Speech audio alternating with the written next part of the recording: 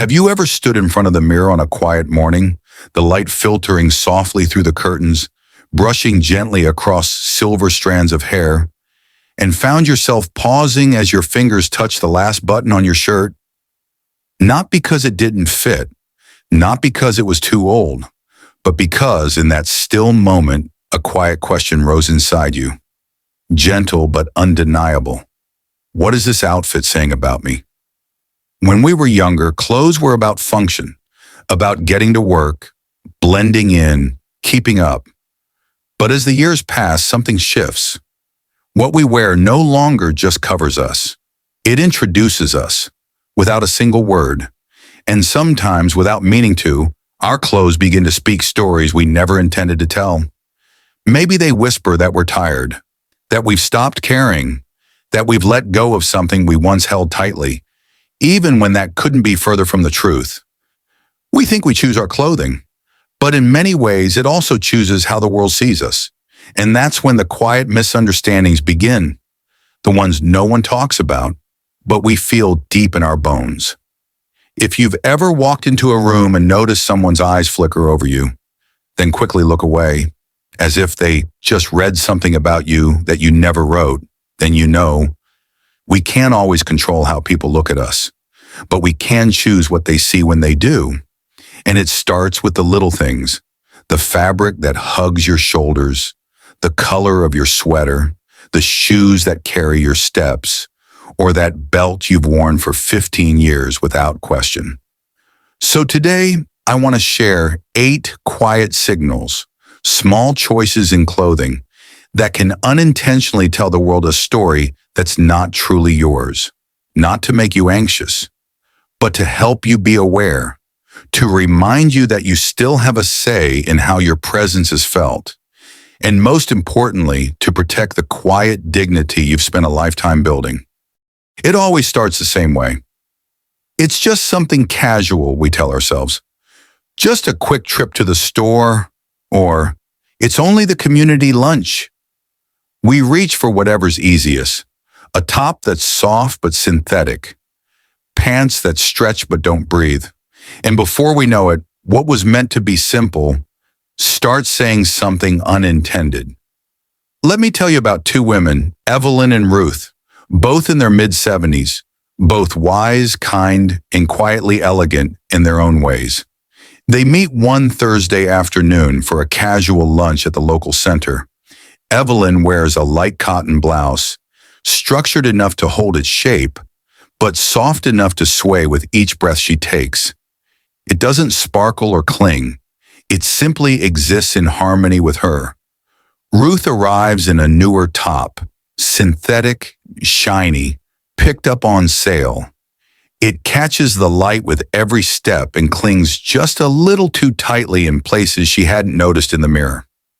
No one says a word, but the difference is felt. You see, cheap-looking fabrics don't just affect how you look. They affect how people respond to you, often without realizing it. Fabrics that wrinkle too easily, that reflect light unnaturally, that cling or hang awkwardly, send out signals that whisper, "I don't care anymore." Even when you do, it's not about vanity. It's about honoring the body that still carries you every day through all of life's quiet battles. Natural fabrics, cotton, linen blends, soft knits, they don't shout. They speak softly with dignity. They breathe with you. They age with grace, and they don't turn you into a walking distraction. Here's a truth we often overlook. People might not notice when you wear a good fabric, but they almost always notice when you don't. Choosing what to wear isn't about chasing trends. It's about refusing to look like you've stopped trying. Hold your shirt up to the light. Run your fingers along the seam. Ask yourself, not does this still fit, but does this still respect me? Because when your clothes look like an afterthought, people may assume your standards are too. And you know better than anyone. That's not who you are. There's a moment, quiet but unmistakable, when you realize the world isn't listening to your words anymore. They're looking at your shirt instead, It might be subtle, a teenager's sideways glance at the massive logo across your chest, a pause in conversation as someone's eyes trace the bold letters stamped across your back. Or maybe it's internal, a sense, deep and sharp, that your presence is being reduced, not to who you are, but to what you're wearing. And suddenly, the fabric you chose to express yourself has begun to drown your voice. Let's talk about Leonard and Gary. Two men, same age, late 70s, same background, both veterans, both grandfathers, both with stories that could fill libraries.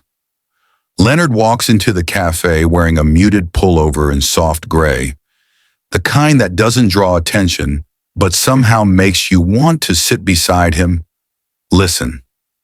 Gary enters just a minute later, in a bright hoodie plastered with neon logos, slogans, and symbols. His shirt speaks before he does, and what it says is not his story. You see, branding at its core is manipulation. Neurologically, our brains are wired to recognize logos faster than faces. According to a 2006 MIT study, it takes the brain just 13 milliseconds to process a logo, but up to 400 milliseconds to recognize a human expression. That means before your smile reaches them, your brand has already spoken. And what is it saying? That you're still chasing status? That you're clinging to relevance through a corporation's image? That you've mistaken identity for packaging? When we were young, logos made us feel like we belonged, like we were part of something louder, stronger, faster. But now, after 7 decades of living, of losing, of learning, shouldn't your presence be enough? Shouldn't your story be louder than your shirt? Even Steve Jobs, the man who revolutionized personal technology, wore the same black turtleneck every day. Not because he lacked resources, but because he understood this truth. Simplicity is the ultimate sophistication. In old age, that lesson becomes even more vital, because every inch of fabric you wear either amplifies your dignity or competes with it. Gary didn't mean to shout, but his hoodie did, and it said things about him that weren't true.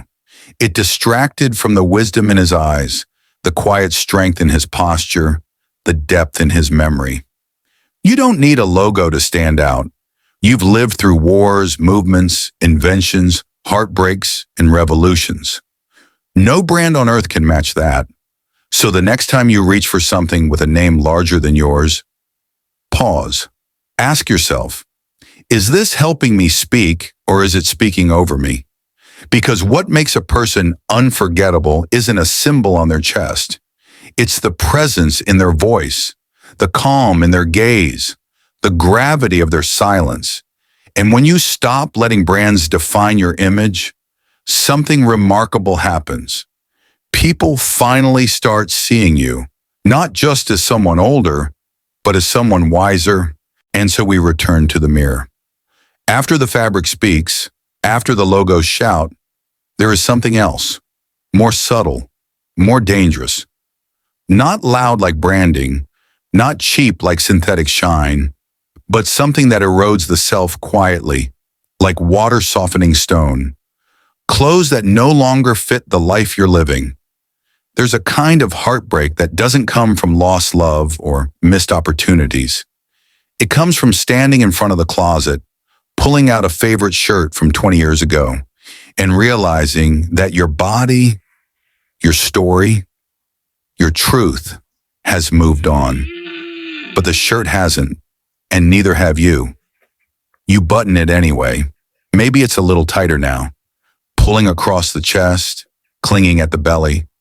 Or maybe it's grown loose, sagging at the shoulders, sleeves drooping like tired arms. Either way, something inside you shifts.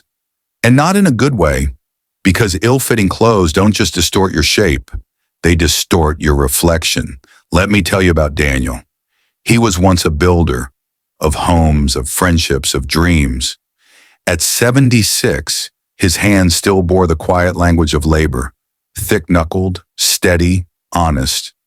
But Daniel hadn't changed his wardrobe in over a decade. His clothes, once tailored to strength and movement, now hung on him like shadows of a former self. When he walked into the room, people didn't see his wisdom, his humor, his quiet presence. They saw someone who seemed lost inside his own life. Not that others misread you, but that over time, you begin to misread yourself. You start believing you no longer deserve to look put together. That dignity belongs to younger bodies, to straighter backs and smoother skin. You stop adjusting, stop caring. But here's the truth. You're not meant to fit into your past. You're meant to fit into your present. Science has long shown that how we dress affects how we think, move, and feel. Psychologists call it enclothed cognition. In one study, participants who wore well-fitted clothing walked taller, performed better in tasks requiring focus, and reported feeling more confident, even when no one was watching. Let that sink in. Even when no one sees you, the way you dress changes how you see yourself.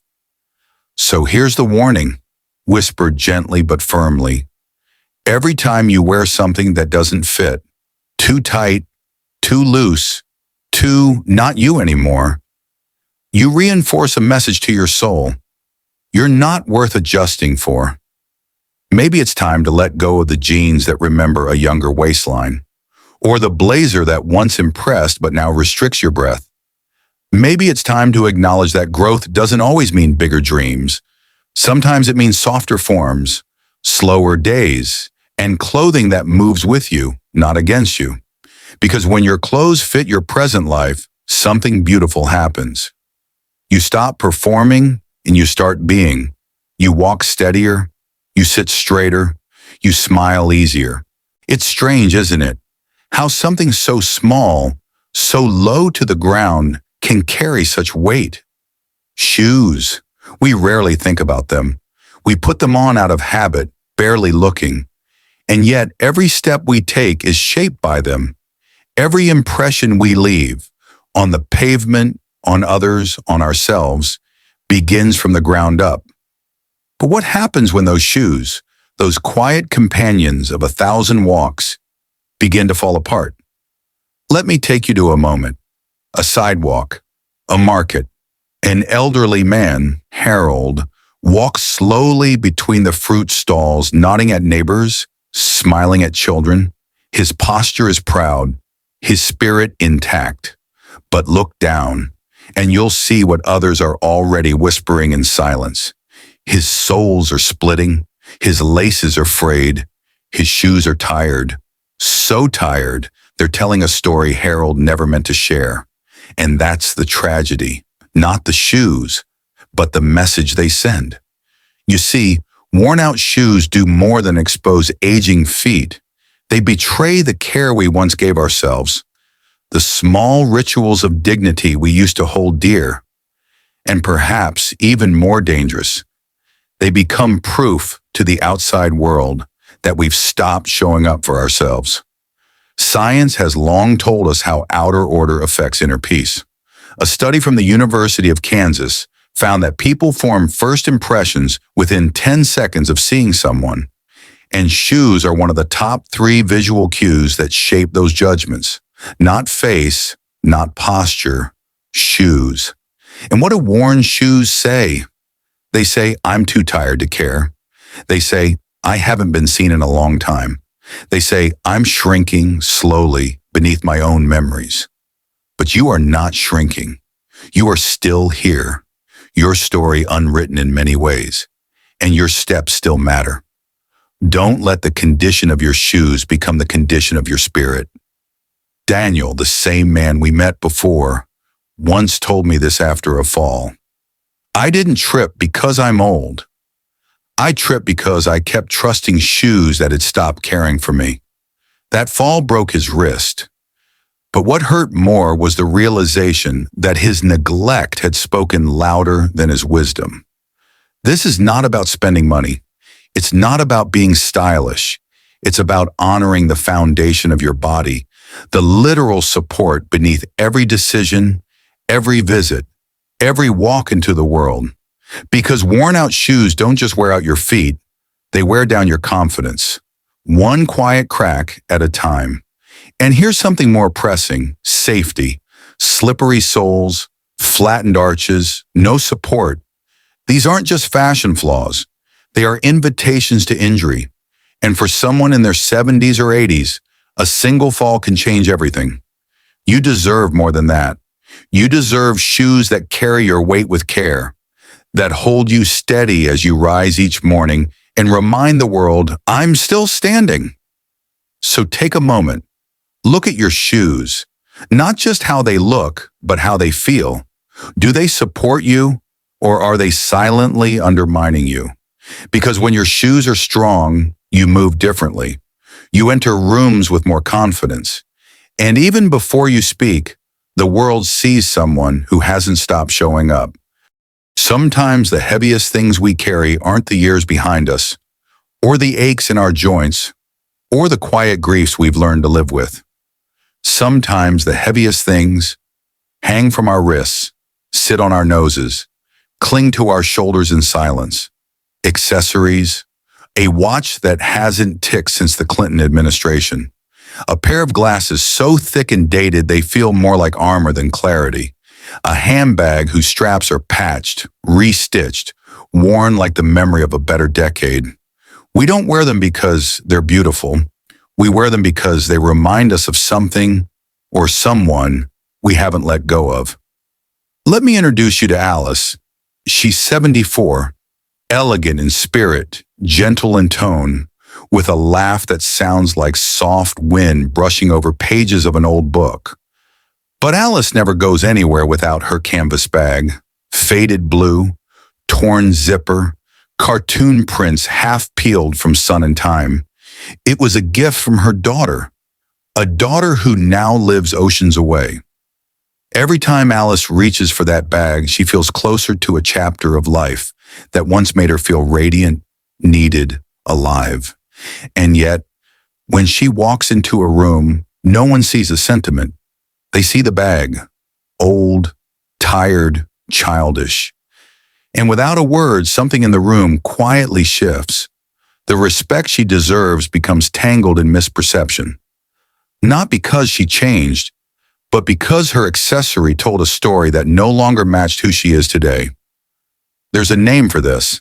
Psychologists call it cognitive dissonance of image, when the signals we send out don't align with the depth of who we truly are. And the human brain, always looking for patterns, begins to interpret the mismatch as confusion, lack of self-awareness, or worse, decline. But Alice isn't confused, and she hasn't declined.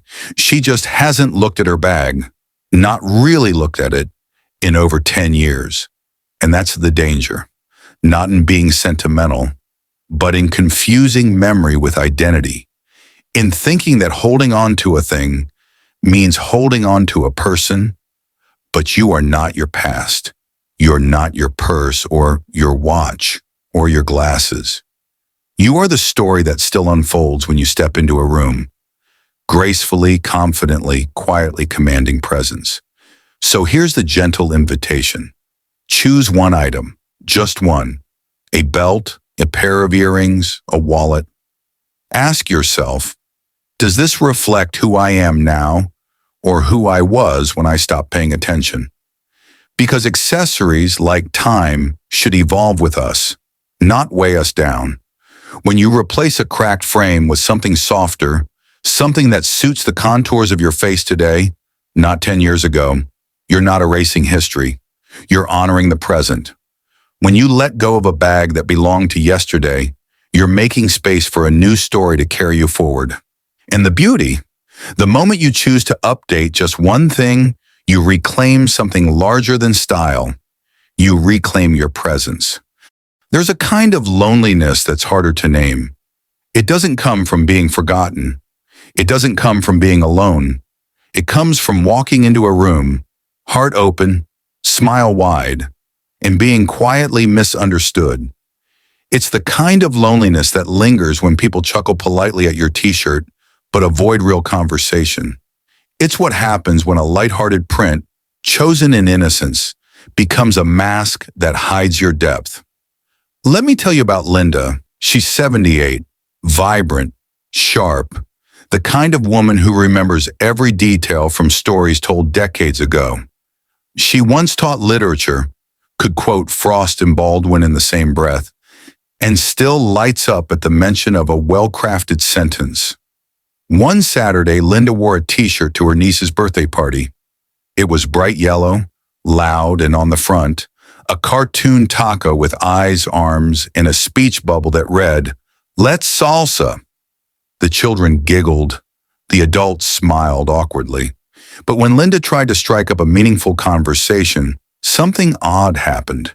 People didn't quite meet her eyes. They talked to her like she was the punchline, not the poet. And later, alone with her reflection, she understood. She had unintentionally dressed herself into a stereotype. There's nothing wrong with playfulness. There's nothing wrong with joy. But when your clothing speaks louder than your story, it can reduce you to something you never meant to be. A gimmick. Psychologists call it social incongruence. When external cues don't match internal maturity, it creates confusion in others, and over time, self-doubt in you. The truth is, you don't need to wear youth to express life. You carry decades of laughter, pain, forgiveness, resilience. You don't need a cartoon on your chest to prove that you still have humor in your soul. You don't need a silly slogan to show that your spirit is alive. Choose instead the patterns that speak without screaming. Soft florals, gentle stripes, earth tones that glow instead of shout. These prints don't age you, they anchor you. They let your wisdom speak before your shirt does. Because the older you grow, the deeper your presence becomes. And when someone stands in front of you, they should feel the weight of your story, not be distracted by a talking pizza slice or glittery unicorn. Your shirt isn't meant to entertain the room. It's meant to frame the dignity you bring into it. So the next time you pick something off the hanger, pause and ask, is this lightness or is this hiding? Is this me today or who I think others want me to be? Because you deserve to be seen not as a character, but as the author of your life. There's a language older than words. It speaks before your handshake, before your smile. It speaks the moment you enter a room, before you've said a single thing. It's the language of color. You may not realize it, but color carries memory, emotion, even temperature. It tells people whether you are calm or chaotic, grounded or grasping, present or trying too hard to be seen. Let me tell you about Samuel and Earl, two old friends, both 80, both widowed, both kind in the quiet way that comes from surviving life's hardest chapters. They hadn't seen each other in years. And one spring afternoon, they met again at a cafe by the park. Earl wore a navy cardigan over a light blue shirt, khaki slacks, polished loafers, nothing fancy, but something about him looked at peace, balanced, still. Samuel arrived in a red cap, lime green pants, and a bright orange windbreaker. His presence was loud, but oddly, it didn't land. People noticed him, yes, but they didn't approach. Not because he looked foolish, but because he looked uncertain, like a man wrapped in colors that tried to speak for him instead of with him. There's a science to this. Color psychologists have long known that warm, balanced tones, like deep blues, grays, or earth tones, tend to evoke trust, comfort, and quiet strength. But loud, mismatched hues, neon, clashing brights, can trigger unease, confusion, even visual stress. The brain doesn't just see color, it interprets it. It forms emotional assumptions in milliseconds. So when your outfit is a riot of contrast, it doesn't just confuse the eye. It disrupts the invitation to connect. And as we age, that invitation becomes sacred. It's not about fading into the background. It's about letting the focus return to where it belongs. Your face, your voice, your wisdom, your presence. We've lived through every shade of life, through wars and weddings, grief and grace. We no longer need to shout with pigment to prove we're alive. Instead, we wear colors that echo the harmony we fought so long to find. So open your closet, not with guilt or self-doubt, but with curiosity. Which colors soften your face in morning light? Which ones make you feel held, not hidden? Start with those, because when color is chosen with care, it becomes a whisper that says, I am here and I am whole. And when you walk into a room dressed in harmony, not noise, something shifts. People feel your steadiness before they hear your words. They lean in, not because your colors dazzled them, but because you made space for them to see you, and that, at this point in life, is the most beautiful thing you can wear. There are lines in life we cross without ever meaning to. Not because we're careless, but because the world doesn't always warn us when dignity is slipping. Stitch by stitch, layer by layer. Sometimes the slip begins with light. A blouse that looked fine in the bedroom mirror becomes translucent under the sun. A pair of slacks, thin from years of wear, reveals outlines we never meant to show. A moment of sitting down, and suddenly something once private is now uncomfortably public. Let me tell you about Darlene and Rose. Two women, lifelong friends. They attend a Sunday brunch at their community center, both dressed for comfort, both unaware of what the light outside might reveal. Darlene wears a cream blouse layered with a soft inner tank. Graceful, modest, effortless. Rose, on the other hand, chose a pale pink top. Indoors, it seemed perfect, but as she stepped into the sunlight, something changed. The fabric surrendered, and without her knowing, the intimate became exposed. No one said a word, but the room shifted. People looked, then looked away. And Rose, sensing something but unsure what, pulled at her shirt, crossed her arms, shrunk in a way her bones had never taught her. That's the danger. Not embarrassment, but disempowerment. Because at this stage in life, your presence should command warmth, not discomfort. You've earned the right to be looked at with reverence, not unease. But clothing that reveals more than it protects can quietly undo that respect.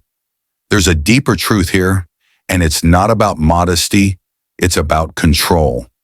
To know that what you've chosen to show is yours to choose. That your body in all its seasons and softness is held not just in fabric, but in intention.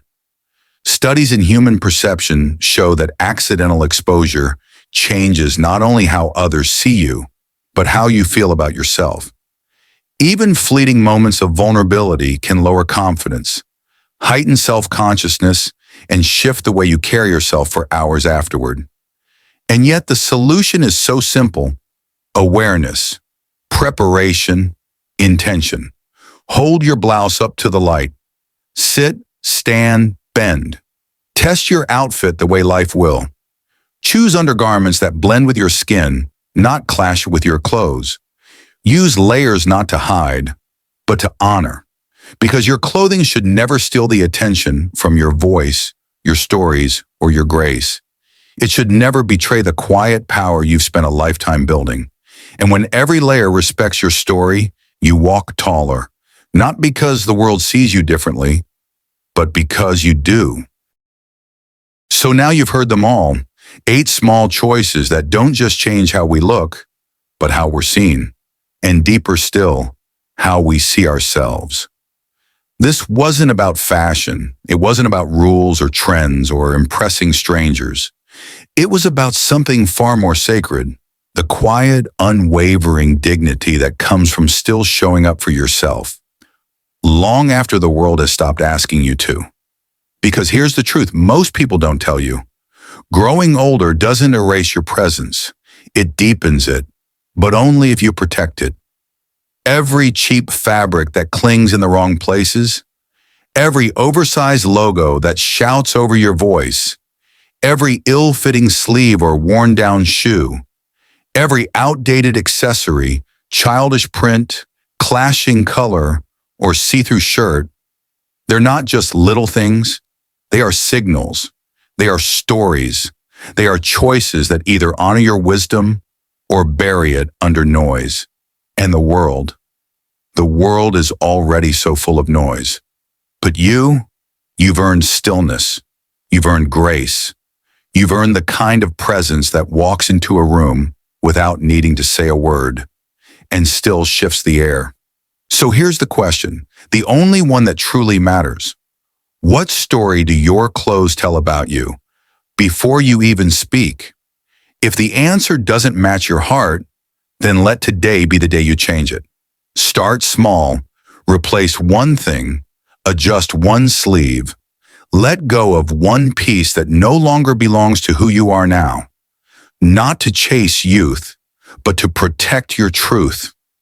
Because when you dress with intention, when every layer you wear respects the life that brought you here, the world won't just see someone old, they'll see someone alive, someone aware, someone who, even after all this time, still refuses to fade quietly.